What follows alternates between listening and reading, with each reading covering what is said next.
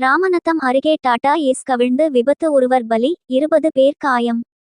கடலூர் மாவட்டம் திட்டக்குடி அடுத்த கண்டமத்தான் கிராமத்தைச் சேர்ந்த அருணாச்சலம் மனைவி மணியம்மாள் என்பவர் இறந்த துக்க காரியத்தில் பங்கேற்க பெரம்பலூர் மாவட்டம் மழவராயநல்லூரிலிருந்து டாடா ஏஸ் ஒன்றில் 25 பேர் இன்று காலை புறப்பட்டனர்.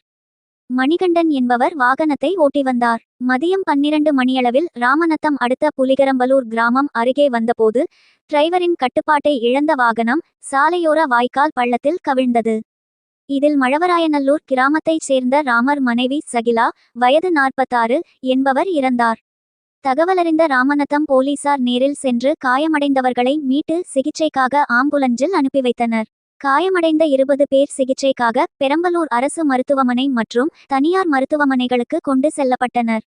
துக்க காரியத்தில் பங்கேற்க வந்தவர்கள் விபத்தில் சிக்கி படுகாயமடைந்தது சோகத்தை ஏற்படுத்தியது.